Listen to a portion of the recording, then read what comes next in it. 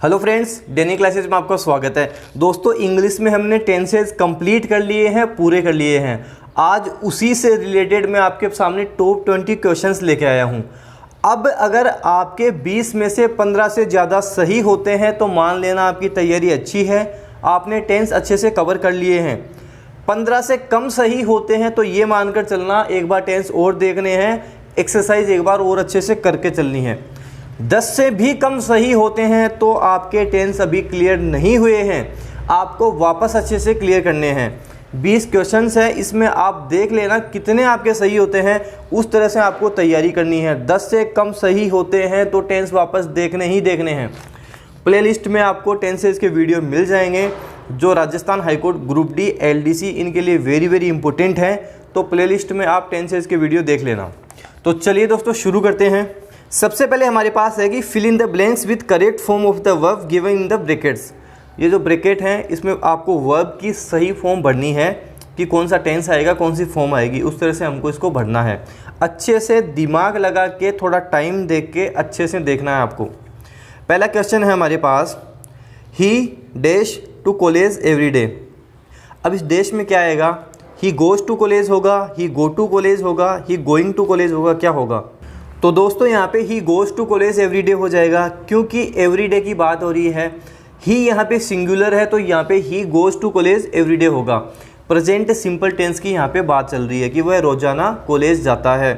अगर आपका पहला ही गलत हो गया तो मानकर चलना आपकी टेंस अच्छे से कवर नहीं है, अच्छे से आपको वापस देखने है टेंस। अगला प्रश्न है हमारे पास, he dash from fever since last night. He has suffer from fever होगा, he has been suffering from fever होगा, ही सफरिंग होगा, क्या होगा? तो यहाँ पर हम करने वाले हैं he has been suffering from fever since last night. अब एक चीज़ आपको ध्यान रखनी है, मान लो ये सेंटेंस यहाँ तक ही होता, ही फ्रॉम फीवर, तो हम करते ही सफरिंग फ्रॉम फीवर, हमारा सही हो जाता। लेकिन आपको ध्यान रखना है सिंस लास्ट नाइट का मतलब हो गया यहाँ पे टाइम का बोध हो रहा है, हमें टाइम के बारे में पता लग रहा है, तो हम यहाँ पे हैज़ बीन या हैव बीन का प्रयोग करेंगे। शी यहाँ पे सिंगुलर है यहाँ पे, इसलिए हम बोलेंगे she has been suffering from fever. ये चीज़ें आपको ध्यान रखनी है, टेंसेस का बहुत अच्छे से ध्यान रखना है। एग्ज़ाम में ग्रुप डी और LDC में सीधे टेंसेस से प्रश्न आएंगे, तो आपको टेंस तो बहुत अच्छे से कवर करके चलने हैं ताकि आप इंग्लिश में अच्छे नंबर ला सको। अगला है हमारे पास, महात्मा गांधी डैश इन 1948। मतलब महात्मा गांधी की 1948 में मृत्यु हुई थी। तो इसमें क्या सूट होगा, कौन सा टेंस लगेगा यहाँ पे?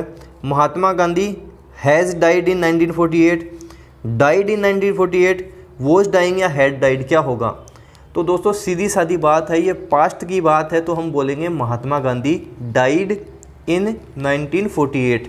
अगर आपको वर्ब की फर्स्ट फॉर्म सेकंड फॉर्म ये याद नहीं है तो इनको भी याद करके चलना, ये भी काफ़ी काम की होती हैं। इसी से आपको टेंसेस का पता लगेगा और वर्ब की फॉर्म पता लग जाएगी, तब आप इनको अच्छे से फिल कर सकते हैं।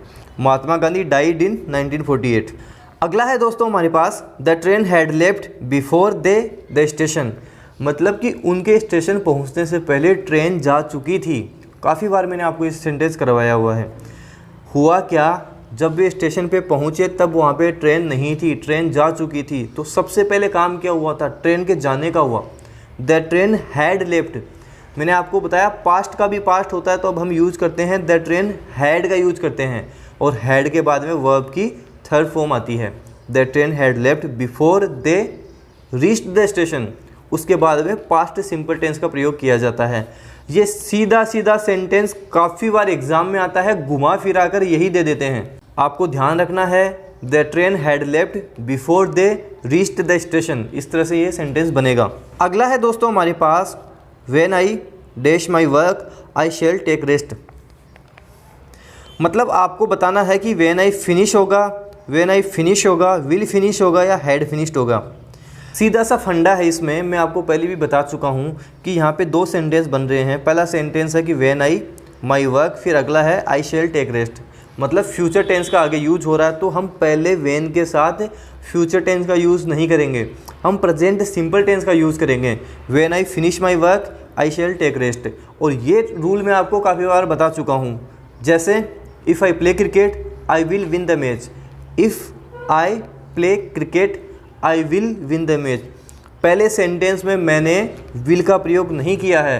इफ़ के साथ, व्हेन के साथ, इनके साथ हम विल का प्रयोग पहले सेंटेंस में नहीं करते, उसके बाद वाले में करते हैं। इसका तो सीधा साधा मतलब ही यही निकलता है, जैसे इफ़ आई प्ले क्रिकेट, यदि मैं क्रिकेट खेलूँगा, I will win the match, मैं मैच जीत जाऊँगा। इस तरह से यहाँ पे सेंटेंस बनते हैं। जो बता रहा हूँ बार बार रिपीट होते हैं, इसी तरह के आपके एग्ज़ाम में भी आएंगे। ध्यान से इनको देख कर चलना, अच्छे से इनको याद करना। अगला है हमारे पास दोस्तों, does he dash fast, does he runs fast होगा, क्या होगा? तो ये तो सीधा सा सिंपल सा है, काफ़ी बार मैंने बताया आपको। डज ही रन फास्ट होगा यहाँ पे। क्यों रन फास्ट होगा? क्योंकि डज के पहले ही हम एस ई एस लग चुका है और यहाँ पे हम इंट्रोगेटिव सेंटेंस देख रहे हैं, तो डज ही रन फास्ट यहाँ पे हो जाएगा। वैसे अगर हमको इसका आंसर देना होगा तो हम इसका आंसर ऐसे देंगे, ही रन्स फास्ट। यहाँ पे हम ऐसे एस लगा देंगे, ही रन्स फास्ट, इस तरह से इसका आंसर देंगे हम। अगला है दोस्तों हमारे पास, हु डैश द ताजमहल, मतलब ताजमहल किसने बनवाया था? तो यहाँ पे हो जाएगा हु बिल्ट द ताजमहल हो जाएगा। बिल्ड उसकी सेकंड फॉर्म हो जाएगी built, who built the Taj Mahal हो जाएगा यहाँ पे। अगला है दोस्तों हमारे पास 5 + 5 डैश 10, मतलब 5 और 5 मिलकर 10 हो जाते हैं, तो 5 + 5 मैक्स 10 होगा यहाँ पे। यहाँ पे 5 + 5 सिंगुलर के जैसे यूज हुआ है, तो 5 + 5 मैक्स 10 होगा यहाँ पे। मैक नहीं होगा, मैक्स होगा।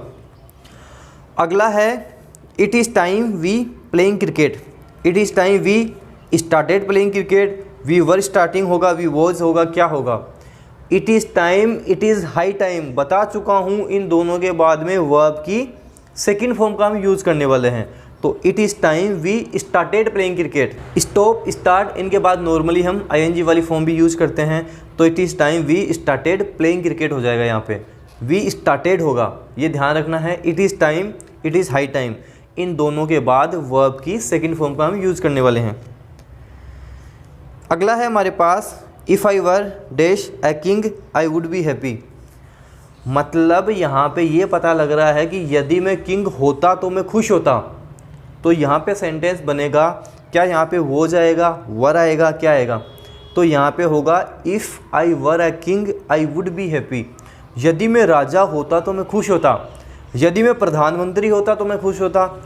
If I were prime minister of India I would be happy, यहाँ पे आई के बाद में वर का यूज होगा, ये एक अपवाद के तौर पर यूज़ किया जाता है। वैसे तो आई के साथ हम वॉज का यूज़ करते हैं, लेकिन ये कंडीशन हो गई कि अगर मैं होता, तो यहाँ पे ध्यान रखना है, if I were prime minister of India, if I were a king, इस तरह से इसका सेंटेंस बनेगा। अच्छे से ध्यान रखना, बार बार एग्जाम में आता है।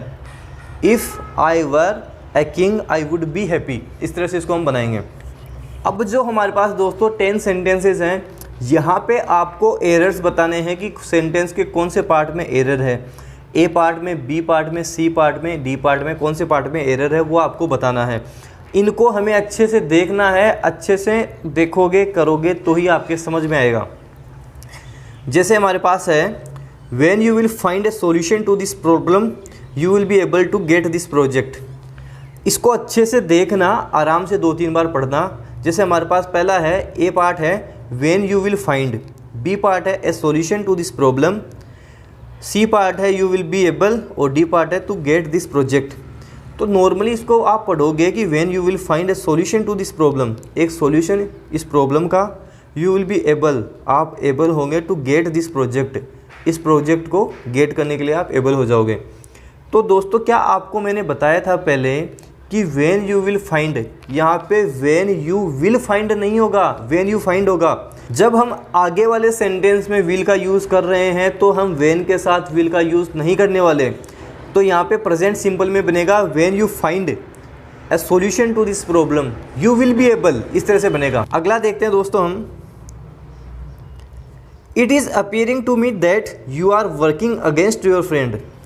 It is appearing to me, ये पार्ट ए है, that you are B part है, वर्किंग अगेंस्ट सी पार्ट है, योर फ्रेंड डी पार्ट है। तो कौन से पार्ट में एरर है आपको बताना है, आराम से देख कर चलना। इट इज़ अपीयरिंग टू, मुझे ऐसा प्रतीत हो रहा है, तो क्या इट इज़ अपीयरिंग होगा या इट अपीयर्स होगा?